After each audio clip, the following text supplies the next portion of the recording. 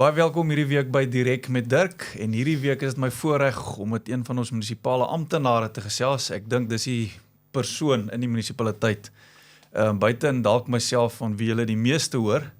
Julle sien my vermoedelik net meer. Cornel werk agter die skerm, so ek gesels vandag met Cornel Carstens Johnston. Cornel, dis lekker om met jou 'n bietjie te gesels en oor die laaste klompie jare het ons 'n groot fokus van die raad se kant op goeie kommunikasie. En ek is baie trots op wat jy in jou span doen. Jy kan vir ons so 'n bietjie vertel oor jouself, bietjie agtergrond en oor jou span. Burgemeester, baie dankie vir die uitnodiging. Ek moet sê, dit is inderdaad so dat ek verkies definitief om agter die skerms te wees. Ek's baie meer gemaklik daar.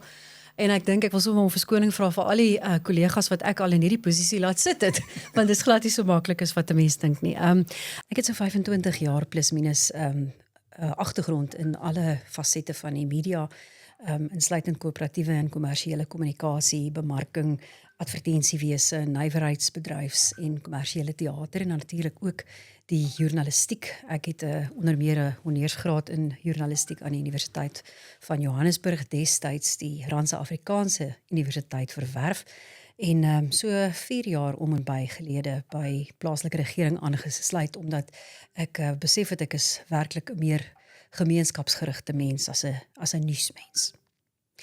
Ons spannetjie is redelik kompak. Ons het vir Ayanda Khoza wat tans haar internskap deur die munisipaliteit doen en sy het 'n kwalifikasie in voorsieningskettingbestuur en bemarking wat sy aan die Universiteit van KwaZulu-Natal verwerf het. Dan het ons ook vir Sibusiso Magalindane wat die enigste permanente aanstelling addisioneel tot myself in ons eenheid is en hy is ons grafiese kunstenaar. Hy het 'n B.Tech in grafiese skepende kunste aan die Universiteit van Nelson Mandela verwerf in Gqeberha. Sibusiso het natuurlik ook 'n internskap deur die munisipaliteit in ons afdeling gedoen. Cornel, watter kanale het die munisipaliteit? So hoe kommunikeer ons? Ek dink, burgemeester, die belangrikste kanaal wat ons steeds het is sosiale media, is Facebook. Ons het 'n kwartaallikse byeenkoms van die kommunikators van die Wes-Kaap en deur die bank bly Facebook maar die belangrikste en die gemaklikste kanaal om op te wees. Ons het besondere goeie groei getoon in ons Facebook kanaal oor die afgelope jaar veral. Ons het van begin van die jaar van 63.000 volgers afgegaan waar ons tans staan op 88.500. So as jy dit afbreek is dit so 5.000 mense per maand. Ons het natuurlik ook ons munisipale WhatsApp kanaal wat baie goeie groei getoon het. Hy het so van 4.000 gegaan tot waar hy nou staan op 12.000. 'n WhatsApp kanaal is 'n baie nuttige kommunikasiemiddel, omdat jy nie twee-rigting kommunikasie het nie. So vir baie mense wat nie hou van die geraas byvoorbeeld op 'n Facebookblad nie, is dit die ideale plek om te wees. Dan het ons natuurlik ook die munisipale slimfoon toepassing, die Collab Citizen toepassing wat ons al het van 2022 af, wat natuurlik 'n magdom funksionaliteite het. Boonbehalwe dat jy toegang het tot jou munisipale rekening en dit so kan betaal. Daar's nuusartikels, daar's kennisgewings en wat dit ook ideaal maak vir 'n persoon wat dalk nie op 'n plek soos Facebook wil wees nie, is jy kan kies wat se inligting wil jy hê. So ek teken in, ek woon miskien in wijk 11, maar ek werk in wijk 8, so ek wil net daardie getekende kommunikasie hê.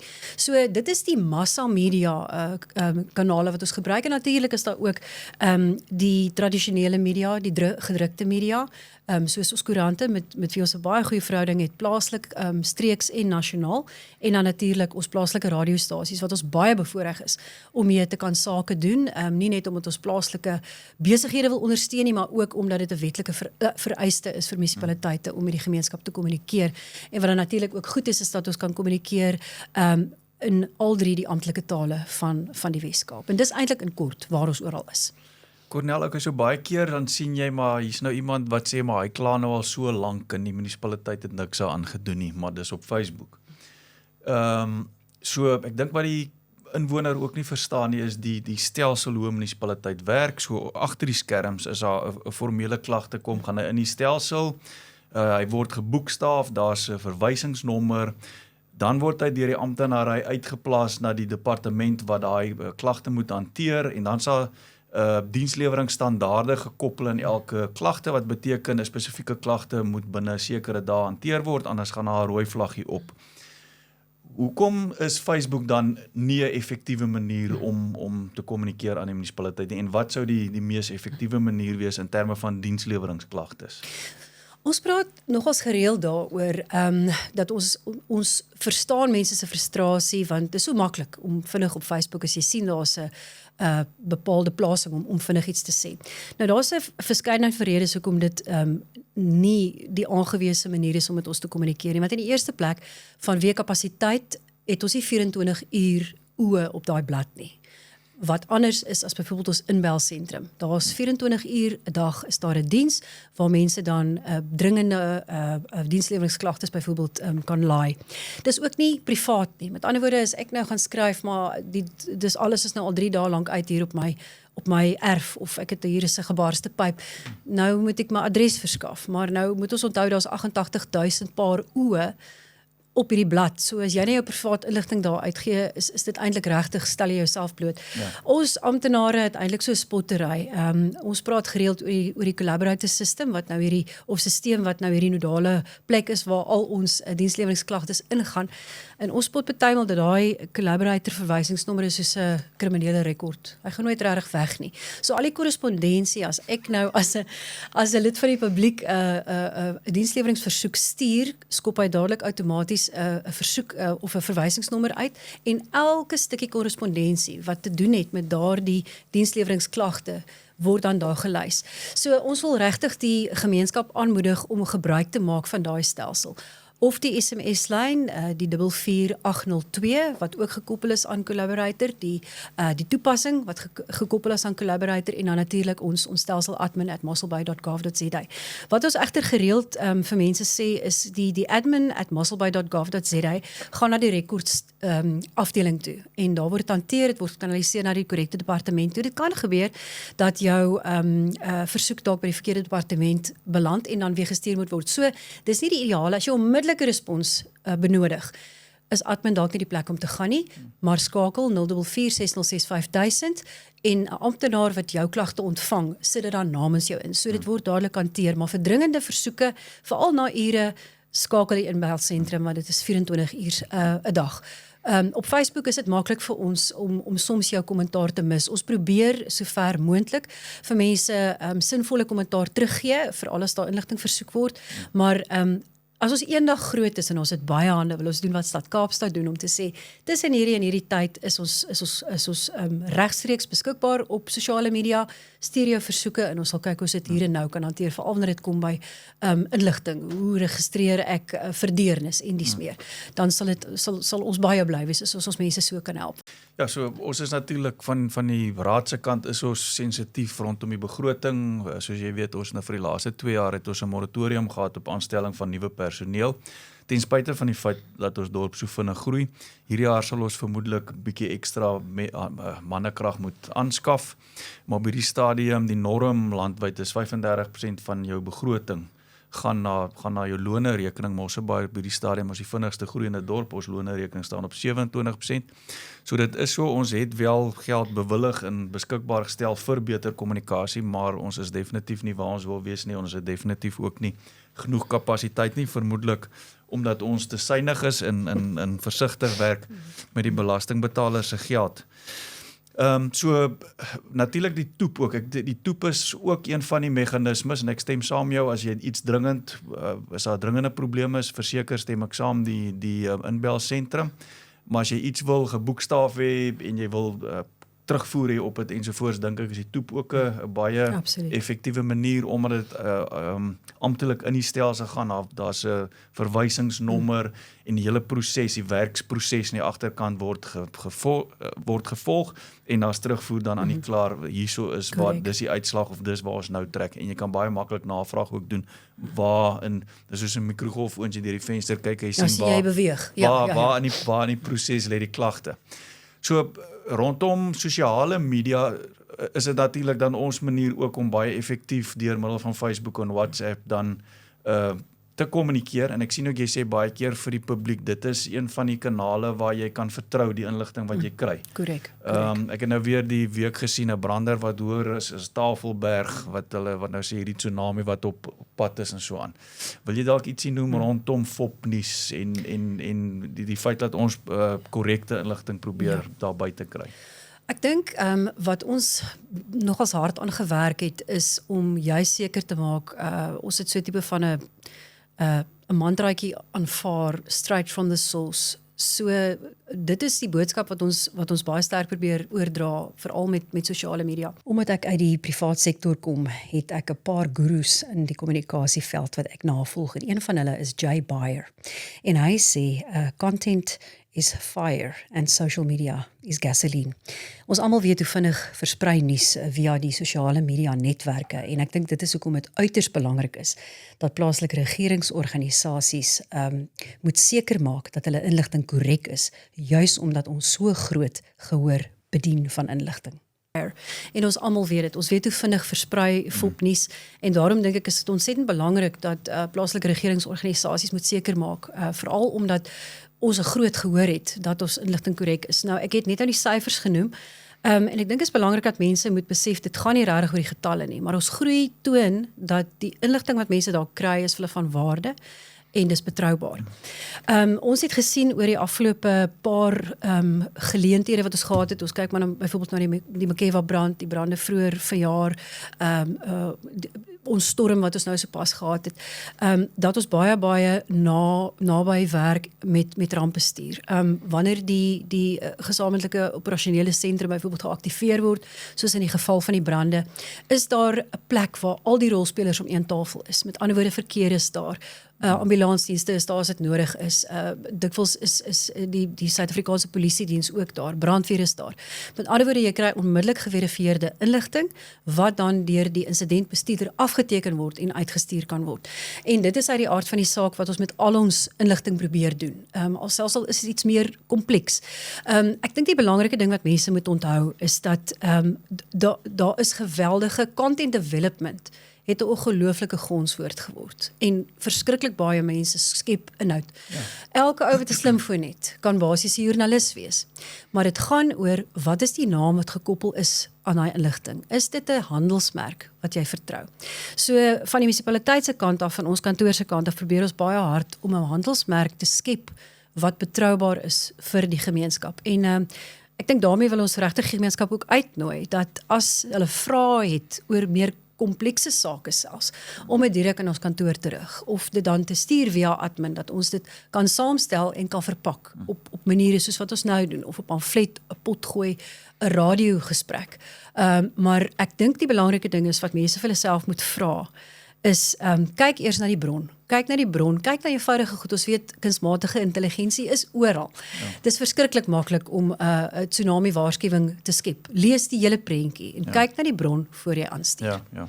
So wat jy nou genoem het, sluit ook baie nou aan soos die tyd waarin ons nou is met die, eers was dit vroeër jaar die brande en nou is dit met die koue fronte en die reën en winde ensovoorts. So dit sluit aan ook by krisiskommunikasie.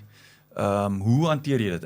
Ek wil miskien voor die antwoord jou geluk wens vir ek sien kommunikasie eerstens uitkom soos wat dit gebeur uit die perd se mond, maar hoe hanteer jy dit? Hoe werk jou stelsel? Ek dink die belangrikste is dat ons, ek wens daar was 'n manier wat ons alles gelyk op al die kanale kan kry. So uit die aard van die saak is Facebook as gevolg van ons grootte is die hoofkanaal. Uit die aard van die saak, ideaal gesproke, sal 'n mens wil kommunikeer waar die meeste mense jou te gelyk gaan hoor. Dus is ons Facebookblad die beste plek, aangesien ons daar die meeste volgers het en dit dan onmiddellik na baie mense versprei kan word, ons nuus, ons kennisgewings. Van hier word dit natuurlik geeskaleer na die WhatsApp kanaal. Die kanaal is ook 'n uitstekende kommunikasiemiddel. Dit is net belangrik om te onthou dat die netwerk net kan groei as mense die skakel met mekaar deel. So almal wat reeds op die kanaal is, asseblief help ons deel om deel te wees van die netwerk. Stuur die skakel aan vir iemand wat jy weet baat sal vind by ons inligting, sodat die netwerk dan nou so kan groei. Jy kan natuurlik ook klik op die skakels wanneer ons dit op sosiale media beskikbaar stel om na deel te word van die WhatsApp kanaal. Dan is daar natuurlik ook nog die Collab Citizen Toep wat 'n kommunikasie afdeling het spesifiek waar kennisgewings gestuur kan word na mense wat verband hou met hulle wijk of hulle area spesifiek waar hulle woon of werk. En dan het ons 'n hele netwerk van ander groepe wat ons dien. Daar's verskeie WhatsApp groepe, onder meer 'n veiligheidsgroep wat al die buurtwagte insluit. Ons het 'n sakelei groep, daar's selfs 'n kunstegroep en natuurlik ons wijkskomitees is vir ons ook 'n sleutel in hierdie hele proses van kommunikasie. So die hele proses hardloop basies so dat sodra 'n boodskap gereed is, verpak is, goedgekeur is, dat ons hom stuur op al daai kanale. Die enigste nadeel van die WhatsApp groepe is daar's ek afhanklik van die aanstuurder werk. Kyk, ek soek van opinie dat WhatsApp definitief die kommunikasiemiddel van keuse is. Vir my is dit nog 'n redelike frustrasie die feit dat ons diensleweringsklagtes nog nie kan inneem deur WhatsApp nie, want dit is, jy kan 'n pin stuur, alles wat jy op die app kan doen, maar dit is die medium waarop meeste mense reeds is. Jy hoef nie na 'n ander toep te gaan en in te skakel ensovoorts nie. Die uitdaging natuurlik, en dis iets waaraan ons werk, is om daai integrasie ook te bewerkstellig sodat ons diensleweringsklagtes deur middel van WhatsApp ook kan aan ons stuur. Die uitdaging aan ons kant, die rede hoekom ons dit nog gebruik is natuurlik daai integrasie in ons collaborator stelsel waarna jy nou vernoem het. So dit is die uitdaging, maar ons werk daaraan en hopelik kan nou dit binne die volgende 'n jaar of 2 ook reg kry. So jy het ons nou 'n hele mandjie van media en sosiale media oorgesels, insluitende jou tradisionele media wat jy ook genoem het, wat ons nog steeds handig vind. Ek sien jy begin meer en meer YouTube ook gebruik. Wat is die beweegrede agter dit en hoe gebruik jy dit? So ons YouTube kanaal is sterk aan die gang. So die YouTube kanaal is vir mense om deel te neem aan ons raadsvergaderings wat eenmal 'n maand plaasvind en dan uitgesaai word. En ek wil regtig mense aanmoedig om dit te gaan kyk, want dit is waar jy demokrasie in aksie sien. Jy sien, jy hoor wat in die raadsaal gebeur. Jy hoor wat het wie gesê, ongeag vir wie aan wie jy jou stem toegeken het, jy sien wat jou verteenwoordiger daar in die raadsaal doen. So as jy byvoorbeeld nou nie, ek weet almal kan nie noodwendig nie 'n groep op donderdagoggend nou by die werk gou skelm op YouTube inskakel nie, maar dit bly op YouTube. So as jy gaan kyk onder die icoon live, dan sal jy al die ou raadsvergaderings daar kan gaan kyk. En dan uit die aard van die saak, die afgelope klompie jare het ons spesifiek wanneer ons radio-onderhoude doen, omdat dit eenmalig is, besef dat daar ook mense is wat soms nie op ons radio-onderhoude kan inskakel nie. Daar's altyd wetenskapwaardige inligting oor sonkraginstallasies of die Riool-netwerk, die waternetwerk. Het ons voorheen in die ateljee ingegaan by die radiostasies waar ons nou dit kon bybring en as die onderwerp dit nou genoodsaak het. Ons het dit opgeneem en ons het dit is ook op YouTube. So daar's 'n klomp ou onderhoude. Daar's 'n biblioteek van dis korrek. Ons het byvoorbeeld ook opnames gedoen met die burgemeesterskomitee oor die afgelope 2-3 jaar, sodat hulle terugvoering kon gee van wat het gebeur. Wat het hulle nou eintlik gedoen? Waarheen is hulle op pad en wat beskou hulle dan nou as hulle nalatenskap? Wat weer eens ook 'n plek is om die publiek toe te laat om te gaan sien. Ek meen hier gaan 'n ou nou op rekord om te sê dis wat ek gedoen het. So ek wil regtig mense aanmoedig om ons YouTube kanaal te besoek en in te skryf sodat jy inligting kan kry. Ons het ook die afgelope tyd meer begin belê, ons tyd begin belê daaraan om potgoeie te maak. Want video is obviously swaarder in data en dan weet 'n potgoeie as jy dalk nou nie, ek sê mos altyd ek het dalk 'n beter gesig vir radio. So dan kan jy nou na iemand luister. Jy hoef nie noodwendig na hulle te kyk nie. Ek kan sê maar ek het keuse nie. So dit is regtig 'n plek waar ons as ek dit die beste kan beskryf, 'n body of evidence wil los van 'n klomp goed wat die munisipaliteit doen. Dit maak sin. Ons het vir myself ook burgemeesters YouTube kanaal ook gevestig vir 'n soortgelyke rede. Ons het die potgooi ook daar ensovoorts. So dis 'n biblioteek van wat gesê is. En baie keer het jy hierdie ongelooflike inligting wat gedeel word, maar jy kan dit nie eerstens, ek's nie 'n ingenieur nie, ons byvoorbeeld by die opening van die Vaal Vallei pompstasie in ons reservoir en daai pypleiding van 45 miljoen wat ons laas week geopen het, waaroor jy ook baie goeie terugvoer gegee het daar van daai ingenieurs gepraat wat ek dink, dis die regte ding om hierdie inligting vas te vang, want jy kan dit deel met die publiek en die publiek kan dan verstaan, maar hierdie is die rede hoekom werk gedoen word, dit is wat dit gekos het, dis hoe beplanning werk, want baie keer word daar gevra, beplan julle vooruit, ons is bekommerd oor watersekerheid ensovoorts. Die antwoorde is daar, so dit word eerstehands uit die persone wie die ontwerp doen ensovoorts, absoluut die kundiges word dit dan verduidelik. En dit is ook, ons het byvoorbeeld, ek weet daar was veral tydens die konstruksie van die sonkragaanleg by die streeks rioolwerke, was al geweldig baie mense wat in die proses van konstruksie gevra het, maar kan ons gaan kyk, kan ons deurloop, en daar's 'n heerlike regstreekse opname wat ons ook die dag daar gedoen het, dat mense kan gaan kyk, en dit vat jou op die toneel. Cornel, so baie word gesê rondom ons JOC of die Joint Operation Command Center, wat gesien word as beste praktyk in die Wes-Kaap, maar eintlik is julle kommunikasie sentrum hier ook iets om oor te gesels, is kompak, is effektief. Wil jy bietjie meer iets sê rondom dit? Ons is baie bevoorreg dat ons hierdie fasiliteit het, want dis enig in sy soort in die plaaslike regering omgewing in die tuinroete, indien nie elders in die provinsie nie. So ons is baie bevoorreg dat hierdie was die visie van raadslid Nikki Leroux, wat ons oorsigraadslid vir koöperatiewe dienste is, en ons het eintlik hier al begin dinge doen hier in 2023, einde 2023, en ek dink daar bestaan 'n wanpersepsie dat hierdie soos 'n vreeslike Universal Studios ateljee is, maar dis eintlik ons kantore. Dit is ons kantoorspasie. Die kamera moet nou liewer nie daai kant toe draai nie, want daar is my die mekaar lesenaar. En ek dink as mense regtig gaan kyk wat doen YouTubers byvoorbeeld. Daar's mense wat 'n kas het met 'n lig en 'n mooi lap, en jy kan met jou selfoon vir jou baie smart video aan mekaar stel. Die gedagte hiervan is van hierdie spasie is ook dat dit 'n gemeenskapsfasiliteit is. Dit is nie op hierdie stadium omdat ons kantore is noodwendig beskikbaar soos wat 'n saal byvoorbeeld is nie, maar ons wil stories vertel hier, stories van ons mense. Ons het al van ons plaaslike atlete hier 'n bietjie die kaaklig op hulle gesit, mense wat goeie werk doen in ons gemeenskap. En dit is waaroor die ateljee eintlik gaan. Dit is eintlik ons kantore, dis ons basis, ons is baie dankbaar dat ons hierdie kon inkorporeer as 'n manier om addisioneel te praat met ons gemeenskappe.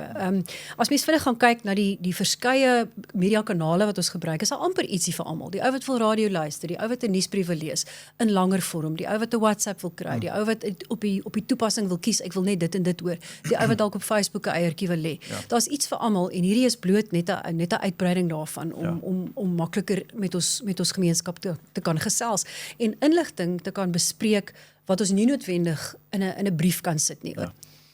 Cornel, van my kant baie dankie vir die werk wat jy en jou span doen. Julle boks ver bo julle gewig, en dit op die einde van die dag is ons 'n professionele organisasie. Ons verteenwoordig 150,000 inwoners hierso in die suidpunt van die Kaap, of in die Suid-Kaap. Ons is 'n groot organisasie, ons het 'n begroting van oor die 2 miljard rand.